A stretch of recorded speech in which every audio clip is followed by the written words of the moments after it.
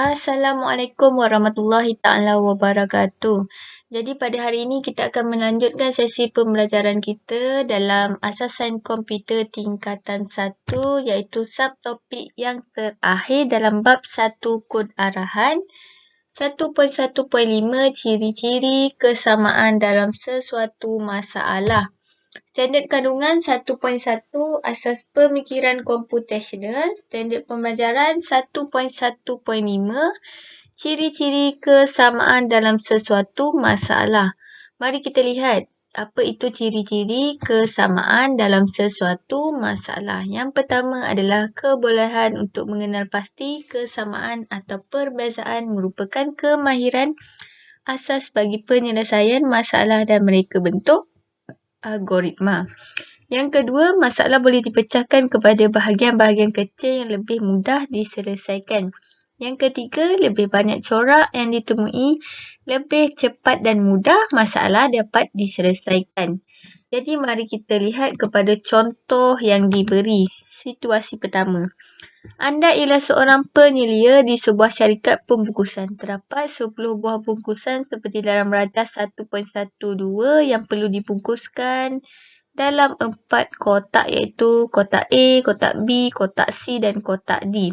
Kotak yang disediakan mempunyai ketinggian 200 cm. Kaedah yang paling efisien untuk memasukkan semua bungkusan ke dalam kotak-kotak A, B, C dan D ditunjukkan dalam rajah 1.13. Jadi mari kita lihat gambar rajah. Okey, ini adalah rajah 1.12, 10 buah bungkusan yang berlainan ketinggian dalam sentimeter. Rajah 1.13 pula kaedah penyelesaian masalah bagi situasi pertama. Jadi kalau kamu lihat apa kaedah yang digunakan adalah dengan memasukkan bungkusan yang paling tinggi dahulu ke dalam kotak yang pertama iaitu kotak A. Jadi 120 yang paling tinggi antara 10 buah bungkusan ini. Jadi 120 cm dimasukkan ke dalam kotak A dahulu. Diikuti pula dengan 110 cm ke dalam kotak B. Selanjutnya 100 cm ke dalam kotak C. Seterusnya bungkusan 90 cm ke dalam kotak B.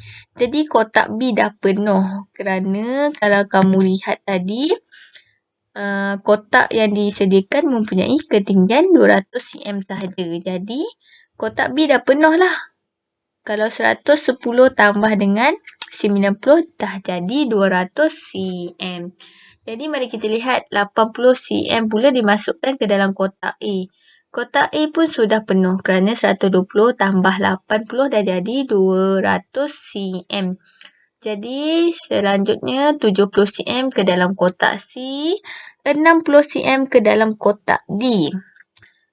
Terusnya 50 cm ke dalam kotak D, 50 cm lagi ke dalam kotak D dan yang terakhir adalah bungkusan 30 cm ke dalam kotak C.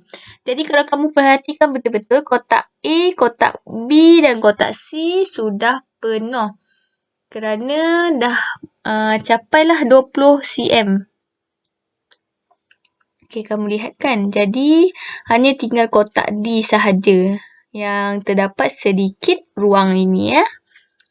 Jadi apa yang kamu dapat perhatikan betul-betul, kaedah penyelesaian yang digunakan iaitu daripada ketinggian yang paling tinggi disusun dahulu ke dalam kotak dan sampailah kotak yang paling rendah disusunkan untuk memenuhi ketinggian setiap kotak yang diberi iaitu 200 cm. Jadi apa yang kita dapat simpulkan, kalau kamu perhatikan berdasar rajah 1.13, dapatkah anda mengetahui corak dalam langkah-langkah penyelesaian yang dilaksanakan? Okey, dapat tak kamu cam apa langkah-langkah corak langkah-langkah yang digunakan dalam penyelesaian yang dilaksanakan?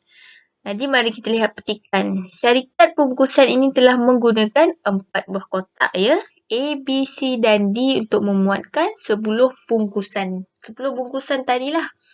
Perhatikan kaedah yang digunakan adalah Memasukkan bungkusan mengikut urutan ketinggian bungkusan, iaitu bermula dengan bungkusan yang paling tinggi. Seterusnya, bungkusan yang kedua besar diisikan ke dalam kotak yang baharu dengan syarat kotak yang telah digunakan tiada ruang yang mencukupi. Jadi betul lah tadi apa yang saya sampaikan. Daripada kotak yang paling tinggi, dimasukkan dahulu. Dan diikuti dengan kotak kedua tinggi dan sampailah kotak yang terakhir yang paling rendah. Okey. Jadi, saya harap apa yang saya sampaikan pada sesi pembelajaran kita pada hari ini, kamu dapat pelajari sesuatu yang baharu. Jadi, apa yang saya dapat rumuskan dari sesi pembelajaran kita, yang pertama adalah masalah boleh dipecahkan kepada bahagian-bahagian kecil yang lebih mudah diselesaikan. Yang kedua, lagi banyak corak yang ditemui, lagi mudah untuk menyelesaikan masalah.